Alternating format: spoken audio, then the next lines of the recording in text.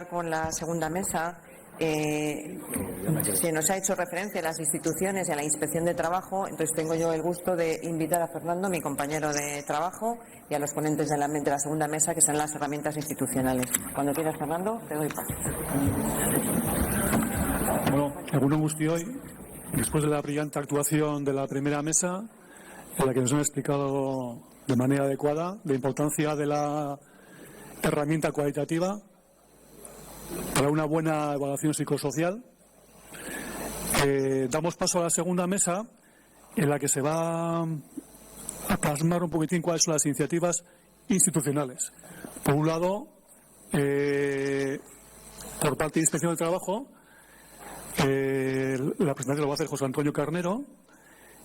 que nos va a explicar un poquitín cuáles son los criterios de inspección, qué actuaciones están realizando y un poquitín explicar qué casos prácticos tienen entre manos. Y por otro lado, mi compañera Nerea Ruiz nos va a presentar la nueva guía que ha realizado Osalan de cómo gestionar los riesgos psicosociales en las empresas. Vale, pues sin más, doy paso a Antonio Carnero, Fernández, Bizkaiko ikuskaritzako burua da, gure erkidegoko enpresetan egun da lau 2021 irizpidea aplikatzeari buruz hitz egingo ditu. Egunon, buenos días. Bueno, me han pedido que me centre en los casos concretos que hayamos podido tramitar. Por temas de confidencialidad, los que todavía están en trámite, pues mejor no tocarlos. Como me han presentado, ostento actualmente la jefatura de la Inspección de Trabajo del País Vasco, en Vizcaya, y por tanto nos toca a nosotros tramitar y en su caso resolver los expedientes de riesgos psicosociales, ya sea desde el ámbito de las relaciones laborales o desde el ámbito de la prevención de riesgos, materias que desde la transferencia de la inspección pues forman parte del ámbito competencial de la comunidad autónoma. Como lleva la ponencia el título, alguna referencia habrá que hacer al criterio técnico sobre la actuación de la inspección en casos de riesgos psicosociales. Y es cierto que el documento se abre con una referencia a la comunicación de la Comisión Europea del año 2017, en el que se dice que los riesgos psicosociales, en concreto el estrés laboral, que es dentro del ámbito de la seguridad y salud uno de los problemas más complejos y más frecuentes, porque según las estadísticas más de la mitad de los trabajadores de la Unión Europea dicen que hay estrés laboral en su trabajo, lo cual no quiere decir, creo yo, que todos esos trabajadores estén sujetos a estrés laboral y muchísimo menos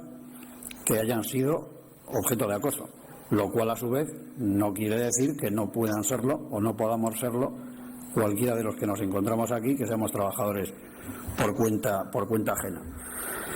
Bienvenidas en todo caso sean este tipo de jornadas, porque a mi juicio, si se me permite la libertad,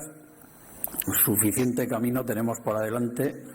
en esta faceta de los riesgos psicosociales. No deja de resultar curioso que en determinados sectores,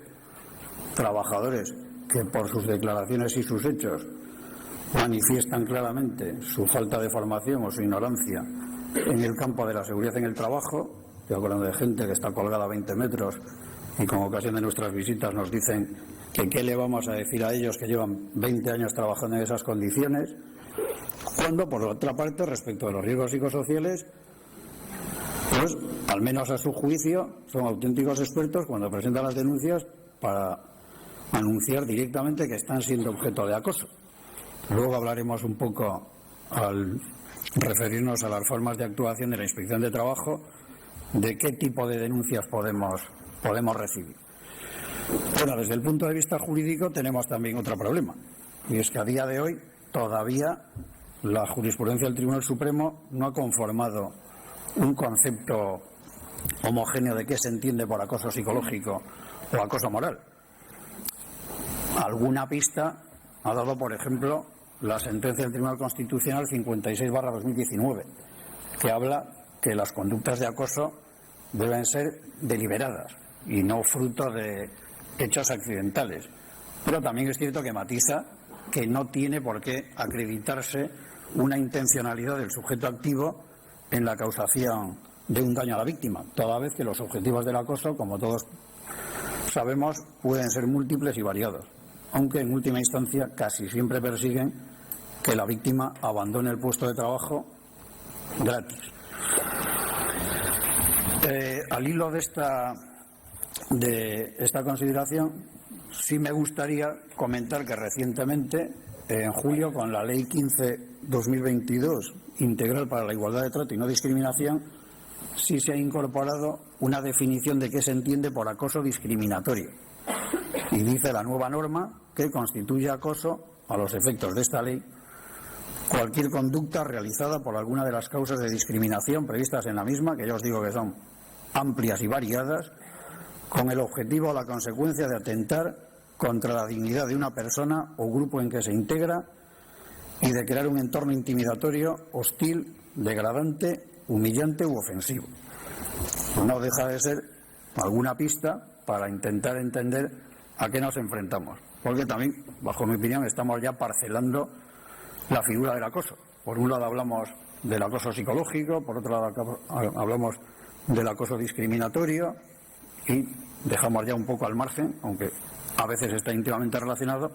con el acoso sexual. Como decía, bienvenidas este tipo de jornadas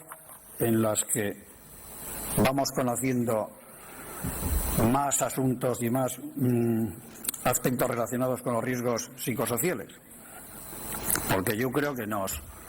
hemos adelantado un poco los que estamos aquí, bienvenidos, pero yo creo que no dejamos de ser una excepción en esta especialidad, cuando yo creo que a nivel sobre todo de los trabajadores falta todavía mucha formación en esta materia, y de ahí quizá las percepciones que se puedan tener de la consideración o no de determinadas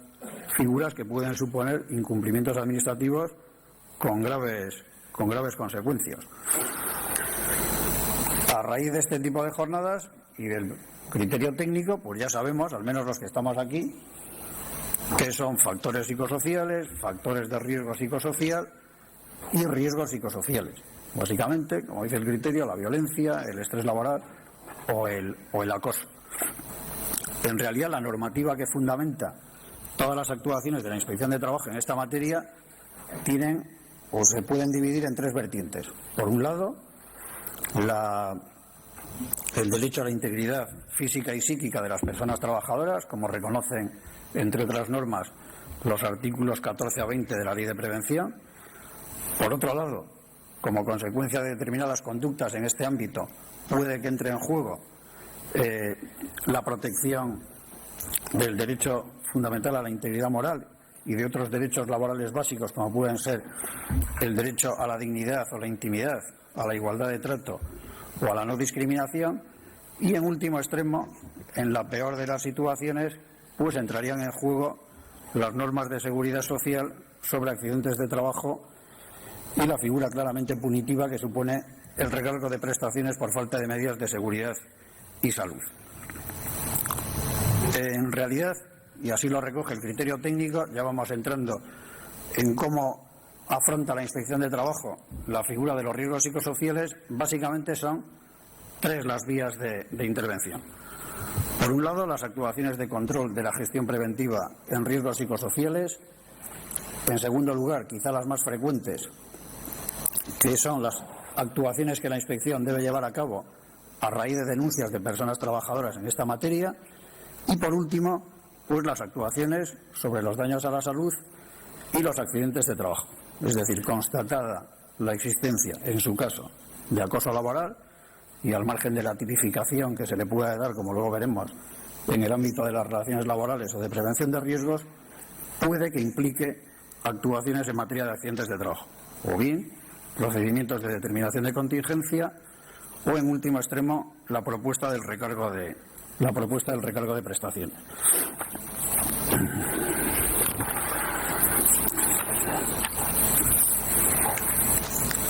¿Cómo actúa la inspección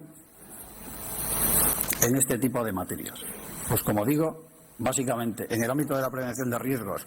al margen de las denuncias que podamos recibir, pues porque vinculado o no con una determinada situación se plantea por parte de un colectivo, de un trabajador, de un sindicato, la ausencia de gestión preventiva en una empresa. O bien a través de campañas que el propio organismo autónomo, en este caso la Inspección de Trabajo del Gobierno vasco, decida iniciar de oficio. En cambio, la segunda vía de actuación, posiblemente la más frecuente, es la de las denuncias en relación con eventuales situaciones de acoso laboral en el trabajo. Hay denuncias y denuncias. Hay denuncias que en la parte que se refiere a la descripción de los hechos, pues pone bullying y acoso. Y ahí te las entiendas tú para acabar de discriminar y obtener la información que pueda justificar en su caso la iniciación de un procedimiento al respecto. En otras ocasiones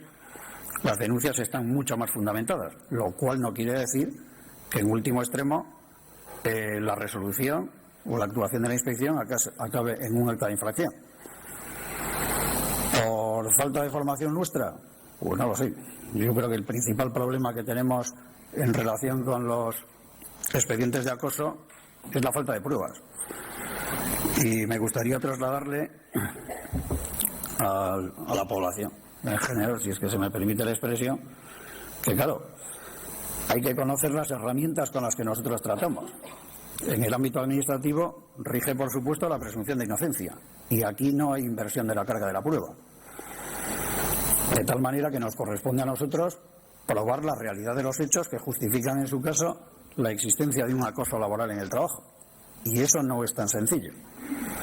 Porque en ocasiones el acoso, como bien todos sabemos, no deja de ser una suma de indicios o de hechos objetivos que acaban configurando esa figura. Entonces, en muchas ocasiones, por falta de pruebas o porque no sabemos encontrarlas, pues reconozco la situación en la que podemos dejar a la víctima real. Porque quizá otro de los problemas relacionado con el conocimiento que tenemos de esta materia es la confusión que pueda haber al respecto. O sea, recibimos muchas veces no, pero en ocasiones denuncias, estoy siendo objeto de acoso por esto, pues compruebas la vida laboral y lleva trabajando 3 días. Entonces, si el encargado te ha llamado tonto y te ha encomendado una tarea inferior, eso será otra cosa, pero no será acoso. De ahí la confusión en ocasiones a este respecto. Pero bueno, una vez que la inspección decide poner en marcha un expediente de este tipo, ¿cómo actuamos? Pues básicamente lo primero que tenemos que hacer es, como acabo de relatar, es el examen de la documentación que acompaña al expediente, que será más o menos completa y nos evitará o nos facilitará en su caso la realización o la tramitación del expediente. Cuanto más completa está, lógicamente, mayor camino habremos recorrido. A partir de ahí, mi opinión personal es que en todo caso siempre es preferible una entrevista con la persona que eventualmente denuncia una situación de acoso, porque en muchas ocasiones es imposible trasladar al papel toda la realidad que ha venido sufriendo esa persona, de tal manera que es mejor que de forma personal, mejor evitar Teams, pues que nos traslade la situación. A elección del funcionario que le toque tramitar el expediente, pues depende si opta por pedir la comparecencia de la empresa en dependencias administrativas o bien visitar el centro de trabajo. Yo creo que en ocasiones resulta ineludible esta segunda posibilidad. Imaginemos casos de falta de ocupación efectiva, casos en los que se plantean condiciones de seguridad y salud inadecuadas, temas de condiciones ambientales, que ya sabemos que en ocasiones han acabado hasta en el Tribunal Supremo, o bien situaciones más graves como pueda ser el aislamiento. El problema de este tipo de actuaciones en relación con las visitas es que tampoco son infrecuentes los casos en los que recibimos denuncias cuando la persona trabajadora se encuentra de baja por situación de IT. Damos por hecho que totalmente justificada, pero eso para nosotros en ocasiones plantea un problema, porque nos obliga la presunción de certeza de la Inspección de Trabajo alcanza hasta donde alcanza. Y es necesario corroborar personalmente los hechos en los que nosotros vamos a fundamentar, en su caso, un procedimiento sancionador. De tal forma que en ocasiones es preferible esperar a que la persona trabajadora se reincorpore para examinar in situ cuáles son las condiciones en las que viene prestando servicio. Otro tipo de actuaciones, también dependiendo de la casuística. Entrevistas con el potencial acosador. Ya la posibilidad de mantener reuniones conjuntas entre los dos, mi opinión personal es que siempre queda a voluntad de la persona que dice estar sufriendo el acoso. Porque en ocasiones es cierto que la situación ha llegado a tal extremo que yo no creo que sea procedente mantener ese tipo de reuniones conjuntas. Y, por supuesto, reuniones con los representantes legales de los trabajadores, si es que los hay, mejor con los delegados de prevención, sobre todo si el asunto ha sido tratado en el Comité de Seguridad y Salud, y además, pues, entrevistas con otros trabajadores de la empresa, ya sean testigos que ha propuesto la propia persona u otros que nosotros podamos tener conocimiento de que hayan podido presenciar algún hecho, y en ocasiones también recurrimos o pedimos la colaboración o la comparecencia en las dependencias administrativas de los técnicos evaluadores que hayan podido realizar algunos de los documentos preventivos que están relacionados con esta materia. Prácticamente en todos los casos, aun en el supuesto de que hayamos hecho visita al centro de trabajo, requerimos posteriormente la aportación de documentación en las oficinas de la Inspección de Trabajo. ¿Qué documentación podemos pedir? Pues prácticamente toda. Lógicamente toda la que tenga relación con este caso. Pero en ese caso, en esta materia, el ámbito de actuación de la Inspección de Trabajo es muy amplio. Con carácter general, ¿qué diría que podemos pedir? Pues lógicamente, y por razones obvias, contratos de trabajo, nóminas, habitualmente con fechas de pago de salarios, porque a veces uno de los indicios es que con carácter discriminatorio a la persona víctima de acoso se le está demorando el pago de los recibos de salarios, a diferencia de otros trabajadores. Con carácter general también el organigrama de la empresa y una descripción de las funciones de esa persona en concreto. Y ya como documentos preventivos, pues la evaluación de riesgos psicosociales, si es que existe, y en su caso también los protocolos frente al acoso que se hayan podido instar en la empresa.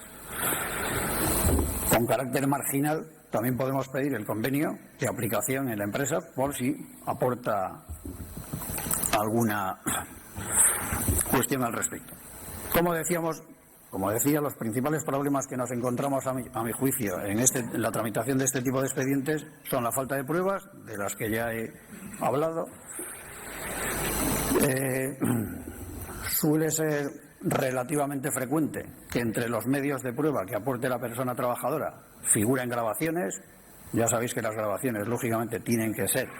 en las que intervenga ella misma.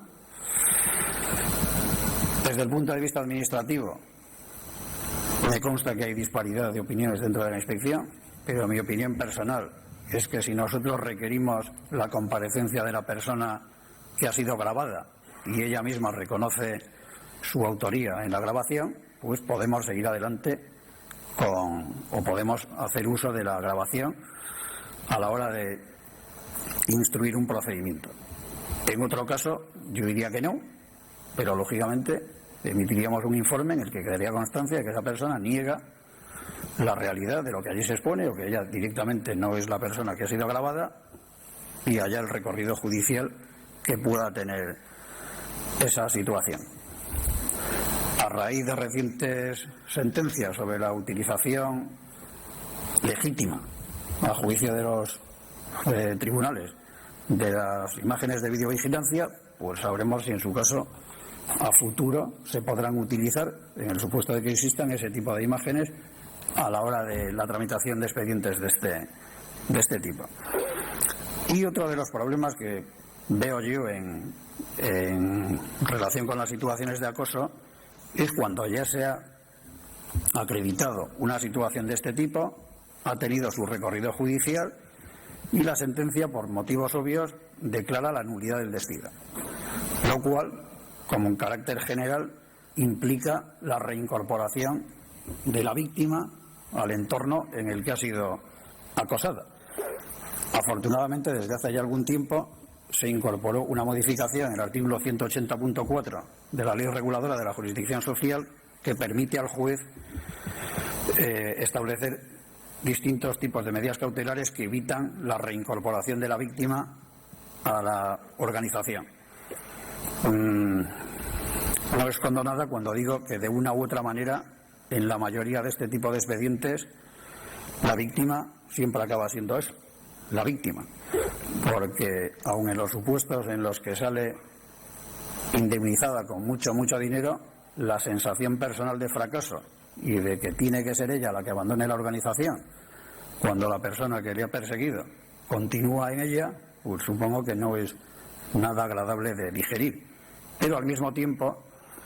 y luego hablaremos un poco, o si no ya me adelanto, porque es una de las medidas que pueden derivar de la actuación inspectora, en ocasiones, muy posiblemente cuando, en función de la casuística y de las circunstancias que podamos constatar, pues vemos la posibilidad de que quizá una de las mejores maneras de poner remedio a la situación es que se llegue a un acuerdo de una salida indemnizada de la persona trabajadora de la organización.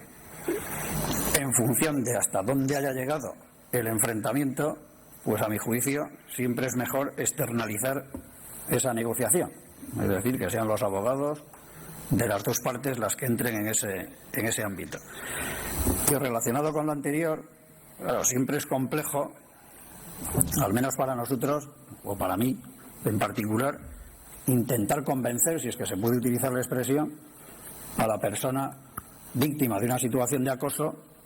de que frente a esa tentación legítima, por supuesto, de permanecer en la organización cuando ella ha sido la víctima de esta figura, pues por razones de salud mental muy posiblemente lo mejor que le pueda ocurrir es abandonar ese ámbito organizacional en el que ha estado sometida a ese tipo de presiones. No siempre sale bien, pero algún ejemplo positivo sí he tenido a lo largo de mi profesión. Pero con motivo de todas esas actuaciones que he venido diciendo, ¿cómo puede acabar nuestra actuación? Pues en ocasiones, pues con la mera emisión de un informe en el que dejemos constancia de lo que hemos constatado y abriendo en su caso la posibilidad de que la persona trabajadora, el colectivo que haya presentado la denuncia, se vaya a la vía judicial, donde el recorrido con otro tipo de pruebas yo creo que es más amplio. En otras ocasiones, pues la actuación finaliza con requerimientos, ya sea en el ámbito de las relaciones laborales, que adopte usted las medidas que sean oportunas para evitar en su caso,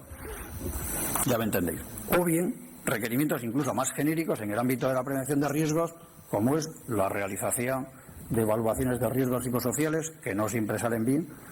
porque por las prisas o por lo que sea, o porque ya hay una realidad anterior que no siempre es fácil de solventar,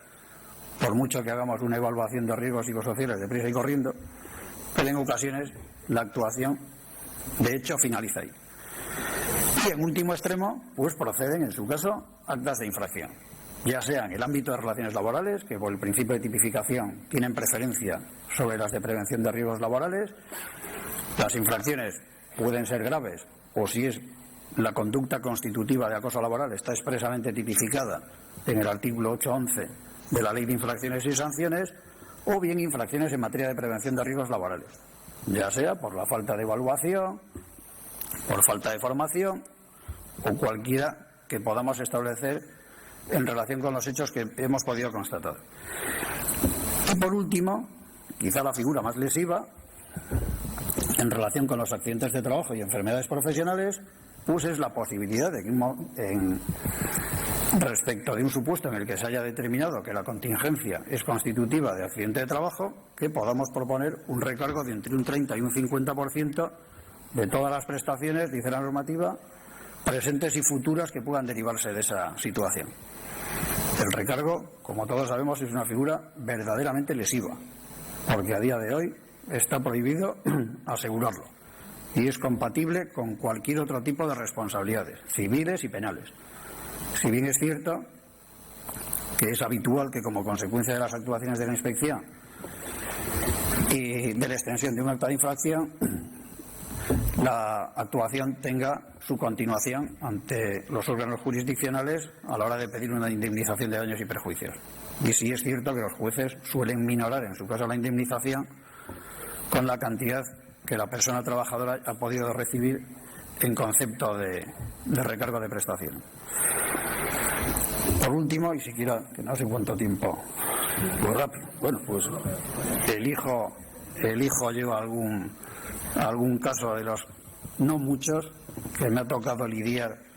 a lo largo de mi vida profesional. O bien lo simplifico y acabo en un minuto. De los que yo recuerde, un responsable de una subcontrata que, por los motivos que sean, yo no creo que desde el punto de vista administrativo necesitemos justificar cuál es el origen, mejor conocerlo, pero no tiene por qué ser un elemento indispensable a la hora de extender un acta de infracción, pues por los motivos que sean se le acaba desplazando a un pabellón de la misma empresa en la que estaba él solo, con una mesa de trabajo totalmente vacía y un ordenador sin conexiones a ningún sitio. Y que además, en el curso de la entrevista, una de sus responsables le acaba llamando vago. Pues vamos viendo el acúmulo de situaciones. Otro caso de un comercial en que, por maniobras de las responsables del centro, no se le facilita la información necesaria para alcanzar los objetivos a los que en situaciones normales tendría derecho, provocando de facto además una falta de ocupación efectiva. En este caso, además, recuerdo que la representación legal de los trabajadores declara expresamente a favor de la víctima.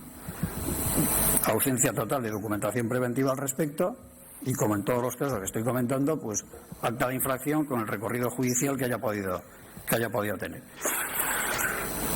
En un caso verdaderamente peculiar en cuanto a su desenlace, era una administrativa de cierta edad que venía siendo acosada por la gerencia de la empresa. Se dio la particularidad, además, de que el delegado de personal era hermano de la persona que ostentaba la gerencia y acabó declarando, junto con otros 11 trabajadores de un total de 13, a favor de la víctima. Pues sobre la base de esas declaraciones insté un procedimiento sancionador que acabó solicitando la representación legal de la empresa, porque el desenlace del expediente fue que acabaron despidiendo al gerente. Pero que yo conozca ha sido una excepción de los procedimientos que haya podido tramitar yo. Y por último, en un centro de día, un personal de mantenimiento que, como consecuencia de lo que hoy ya es ampliamente conocido del derecho a la indemnidad, en aquel momento no tanto, como consecuencia de la reclamación judicial en materia de frente a sanciones impuestas por la empresa y de modificaciones sustanciales de condiciones de trabajo, todas ganadas por él, pues desde la dirección se le encomiendan labores de lijado a mano de barandillas cuando tenía material o herramientas automáticas para realizar ese tipo de trabajo. En este caso también la representación legal de los trabajadores acabó declarando a favor en este caso del trabajador, y como consecuencia se extendió un acta de infracción que fue confirmada, y en este caso sí me consta que tuvo su continuación en la vía judicial favorable para la persona trabajadora. Por último, ya para finalizar, porque también me lo habían pedido, a lo largo del año 2022, respecto de las claves de actuación que tenemos nosotros de acoso laboral, se han generado 42 órdenes de servicio, 42 expedientes. No quiere decir que todos ellos estén finalizados ya a esta altura, que han motivado, bueno, en concreto de las 44, 26 están relacionadas con el acoso moral o psicológico, 18 con el derecho a la intimidad y dignidad de los trabajadores. A día de hoy, 2 han acabado con actas de infracción por importe de 60.000 euros y un total de 7 requerimientos. Y en el ámbito de la gestión preventiva relacionado con la prevención de riesgos, se han generado 45 órdenes de servicio. Vuelvo a repetir que es posible que no todas estén finalizadas, de las cuales una ha acabado con acta de infracción y 23 requerimientos. Muchas gracias y esperamos después al turno de preguntas.